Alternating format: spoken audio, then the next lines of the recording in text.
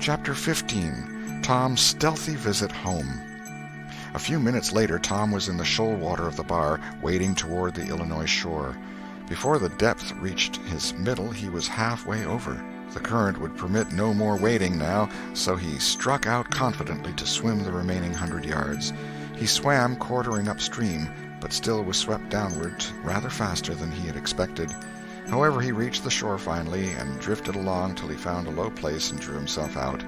He put his hand on his jacket pocket, found his piece of bark safe, and then struck through the woods, following the shore with streaming garments. Shortly before 10 o'clock he came out into an open place opposite the village, and saw the ferryboat lying in the shadow of the trees and the high bank. Everything was quiet under the blinking stars. He crept down the bank, watching with all his eyes, slipped into the water, swam 3 or 4 strokes, and climbed into the skiff that did yawl duty at the boat's stern. He laid himself down under the thwarts and waited, panting. Presently the cracked bell tapped, and a voice gave the order to cast off. A minute or two later the skiff's head was standing high up against the boat's swell, and the voyage was begun. Tom felt happy in his success, for he knew it was the boat's last trip for the night.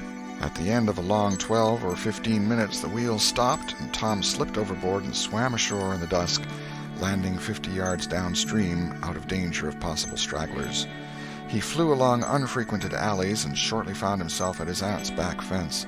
He climbed over, approached the L, and looked in at the sitting-room window, for a light was burning there. There sat Aunt Polly, Sid, Mary, and Joe Harper's mother, grouped together, talking. They were by the bed, and the bed was between them and the door. Tom went to the door and began to softly lift the latch. Then he pressed gently, and the door yielded a crack. He continued pushing cautiously and quaking every time it creaked, till he judged he might squeeze through on his knees. So he put his head through and began warily. "What makes the candles blow so?" said Aunt Polly. Tom hurried up. "Why, that door's open, I believe. Why, of course it is. No end of strange things now. Go along and shut it, Sid." Tom disappeared under the bed just in time. He lay and breathed himself for a while, then crept to where he could almost touch his aunt's foot. "But as I was saying," said Aunt Polly, "he warn't bad, so to say, only mischievous, only just giddy and harum-scarum, you know. He warn't any more responsible than a colt. He never meant any harm, and he was the best-hearted boy that ever was," and she began to cry. "It was just so with my Joe, always full of his devilment and up to every kind of mischief, but he was just as unselfish and kind as he could be. And laws bless me, to think I went and whipped him for taking that cream, never once recollecting that I throwed it out myself because it was sour, and I never to see him again in this world, never, never, never, poor abused boy." And Mrs. Harper sobbed as if her heart would break. "I hope Tom's better off where he is," said Sid. "But if he'd been better in some ways—" "Sid!"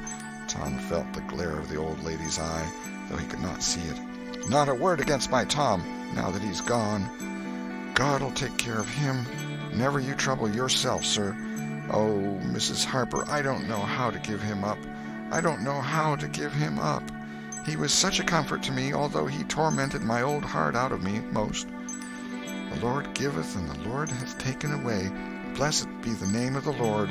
But it's so hard, oh, it's so hard.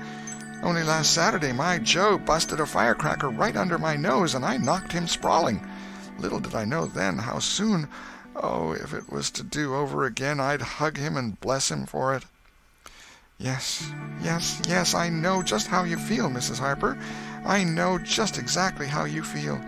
No longer ago than yesterday noon, my Tom took and filled the cat full of painkiller, and I did think the creature would tear the house down, and God forgive me, I cracked Tom's head with my thimble. Poor boy, poor dead boy, but he's out of all his troubles now, and the last words I ever heard him say was to reproach.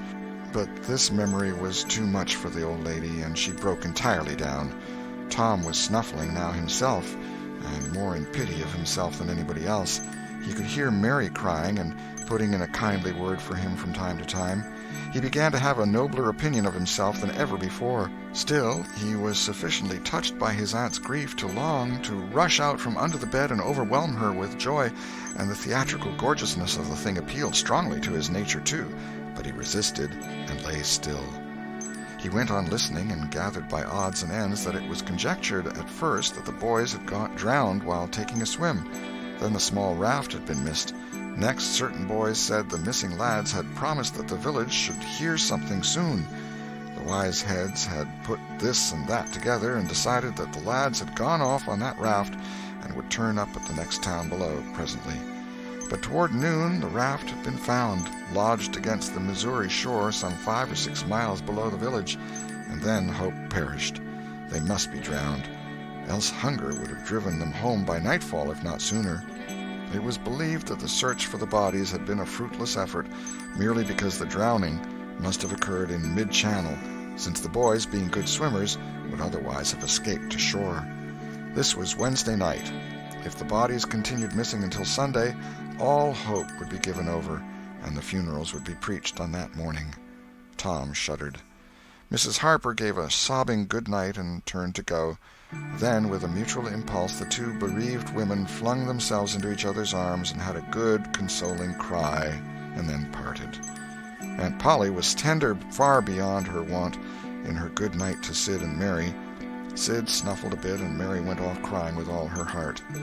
Aunt Polly knelt down and prayed for Tom so touchingly, so appealingly, and with such measureless love in her words and her old trembling voice, that he was weltering in tears again long before she was through. He had to keep still long after she went to bed, for she kept making broken-hearted ejaculations from time to time, tossing unrestfully and turning over. But at last she was still, only moaning a little in her sleep. Now the boy stole out, rose gradually from the bedside, shaded the candle-light with his hand, and stood regarding her.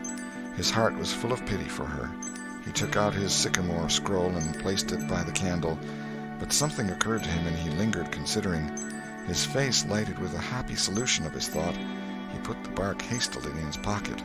Then he bent over and kissed the faded lips, and straightway made his stealthy exit, latching the door behind him.